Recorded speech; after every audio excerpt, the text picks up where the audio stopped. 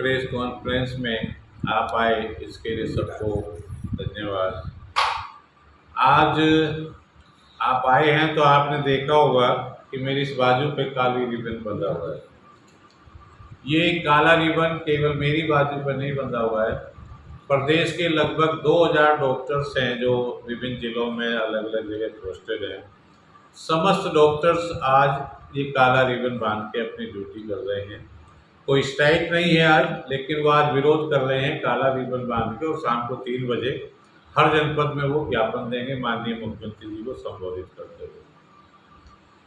ये काला रिबन बांधने की नौबत क्यों आई है, उसकी वजह यह है कि 2023 में एक शासनादेश हुआ था कि समूह ख और समूह ग क्लास 2 और ग्रुप 1 के जितने भी ट्रांसफ़र हैं वो मानव संपदा पोर्टल के माध्यम से ऑनलाइन किए जाएंगे।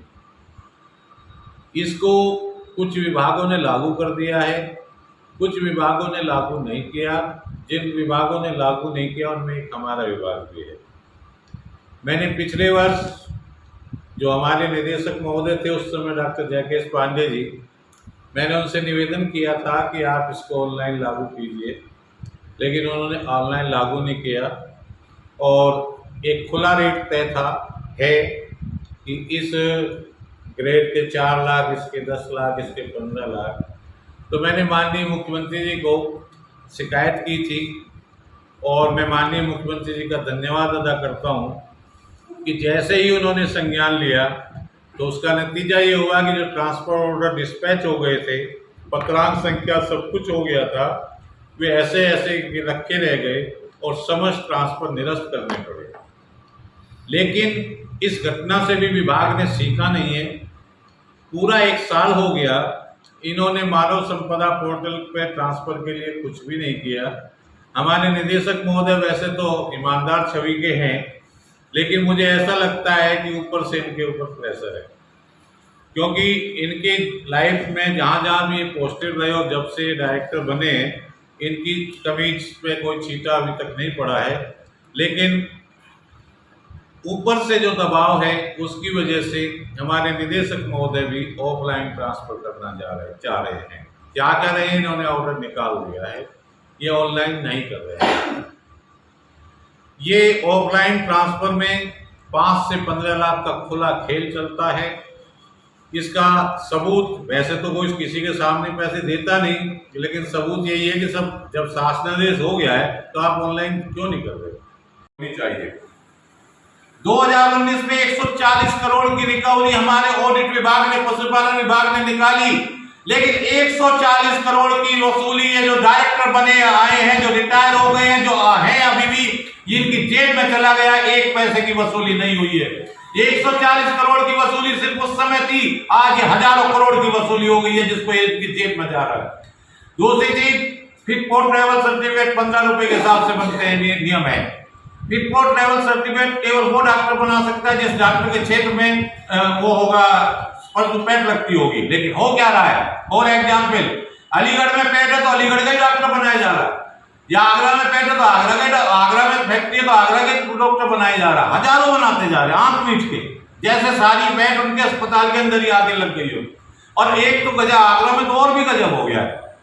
जो डॉक्टर आगरा में सलोट हाउस की ड्यूटी कर रही है, जिसका सलोट हाउस से मात्र 4-5 किलोमीटर दूर है, वो फिट फॉर ट्रैवल भी जारी कर दी, यानी कि उसके बाद 5 किलोमीटर दूर आके ट्रक आया और उसने साहब कहा मैडम ये बना दो, ट्रक आया उसे वहां से गोरखपुर से।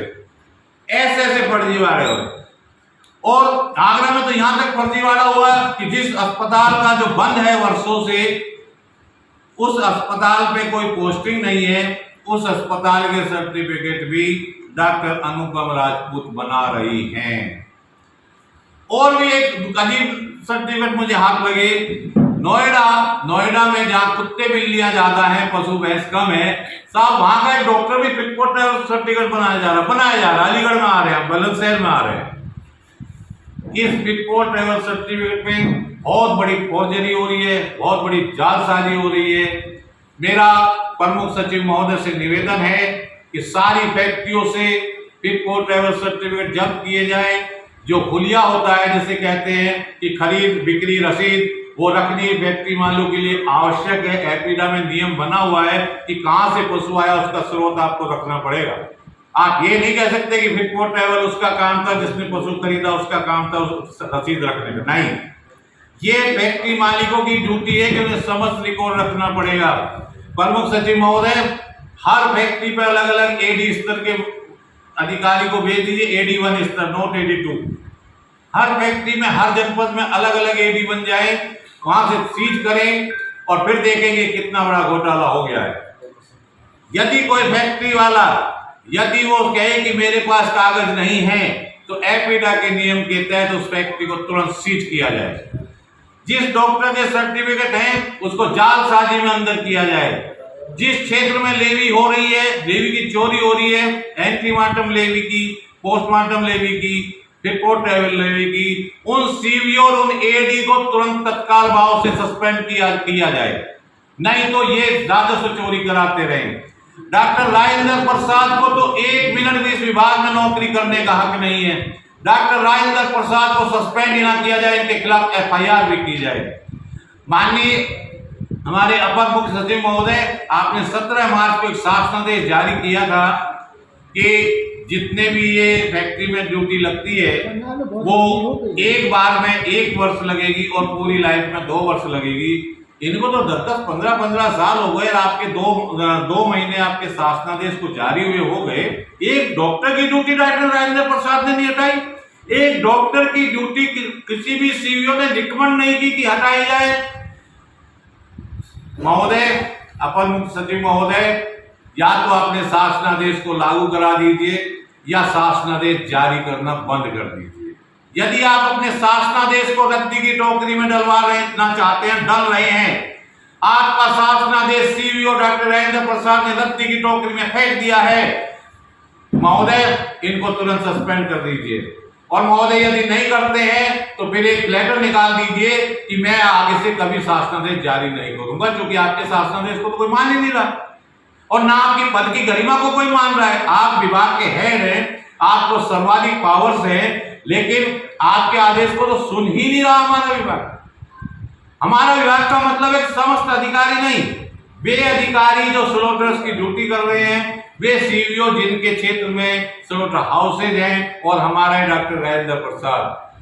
मेरा लास्ट में यही निवेदन है कि हमारे ट्रांसफर ऑनलाइन किए जाएं। दूसरा निवेदन है कि स्लॉट हाउसेज का चार्ज डायरेक्टर एडमिन को दिया जाए। तीसरा निवेदन है सीईओ यूपीएलडीपी को तुरंत प्रभाव से हटाया जाए। ये रिटायर्ड लोग आते हैं और सीईओ बन के लूट के चले जाते हैं। दूसरा, डॉक्टर राजेंद्र प्रसाद को सस्पेंड किया जाए। जिन सीवीओ के यहाँ चोरी हो रही है लेवी की, और जो डॉक्टर्स गड़बड़ कर रहे हैं स्लॉट हाउसेज पे, इनको तत्काल प्रभाव से सस्पेंड किया जाए। यही मेरा निवेदन है। धन्यवाद।